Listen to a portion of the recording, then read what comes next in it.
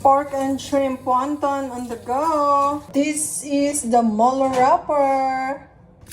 Slice the spring onion into small pieces kasi ihahalo natin siya sa shrimp and pork. Ihalo ang spring onion sa pork and shrimp. Then, add soy sauce.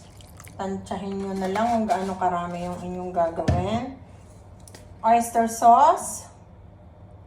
Ayan, sarap niya guys. This is shrimp and pork wonton. Plus, pepper. Kailangan maliliit ang pepper. Ayan, durog na durog. Ganyan. The last one is white sugar. Wow! Pampasarap. Lagyan ng konting cornstarch. Ayan. Haluin mabuti hanggang sa mag-well combine ang mga ingredients para kompleto ang lasa at equal. Look guys, oh, ready na siya. So, babalutin na natin siya here. Time to wrap. Ayan guys, oh.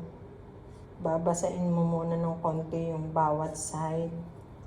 Then, ilalagay yung ating ginawang mixture. Look. Yan. Place the wrapper between thumb and hintuturo. Tapos, ganun lang. Ayan na siya. Marami-rami na akong nagawa here. And it's done, guys. Ready na siya to cook for tomorrow.